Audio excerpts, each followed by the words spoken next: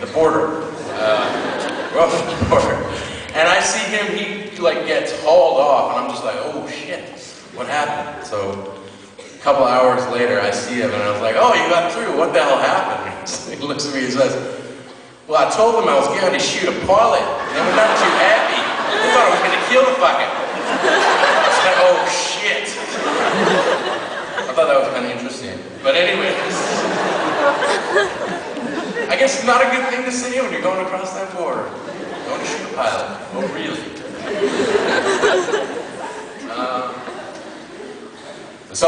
Who here knows what a lanyard is? Alright, for those of you who don't know, it's basically just a glorified keychain. A lot of you are wearing them right now, you got them, yeah, there you go. You want to hold up your lanyards? I didn't say go woo, I just said hold up your lanyards. Everybody's always got to ad-lib. Son of a bitch. Alright. That's all you needed to know for this one.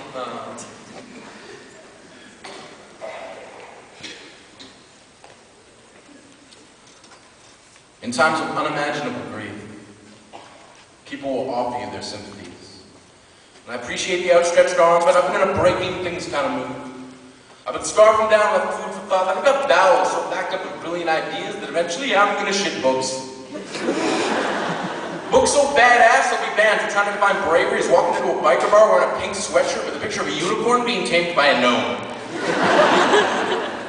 Going in alone is like leaping out of a window waiting for God to catch you. And in the second before impact, gravity becomes a fact so well established it makes you calm. I've gone from needing a shoulder to lean on to trying to calm the night and to get out of the day shift. Turned my shadow to sharp deflect from the back pocket of levity, bent my forehead at a kiss of brevity, hoping I could get through depression with some semblance of speed. But the live camera feed is on a 24-hour delay, so I keep reliving the worst parts of yesterday in slow motion. And someone once told me that the finer points of devotion are about the size of a pinhole. There's millions of them. And if you can connect each dot, then you've got a diagram of what you think you thought you knew, and if you're willing to admit you know nothing, you've got a blueprint for a breakthrough. We remember everything. Right down to that first unbearable bee sting. When we learn that this tiny blue marble we call the world has rules. Rule number 1, don't fuck with the bees. An unforgettable lesson brought to you by your memories. And I remember sitting at a workbench at a camp, learning how to braid long, thin plastic strips into a lanyard, a gift from my mother. I'd never seen anyone use a lanyard, or wear one, if that's what you did with them.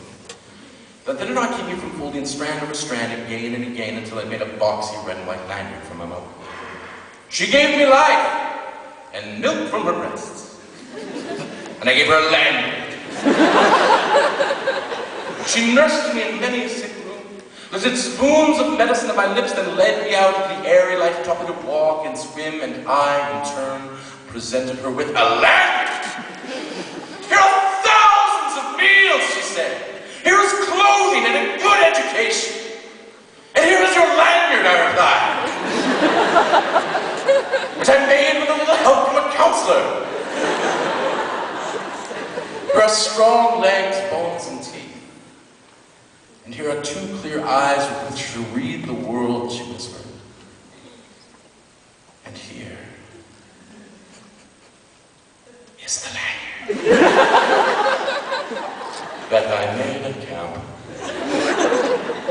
And here I wish to say to her now is a smaller gift. Not the worn truth that you can never repay your mother, but the rueful admission that when she took the 2-tone lanyard from my hand, I was as sure as a boy could be that this useless, worthless thing that I'd woven out of boredom would be enough to make us even.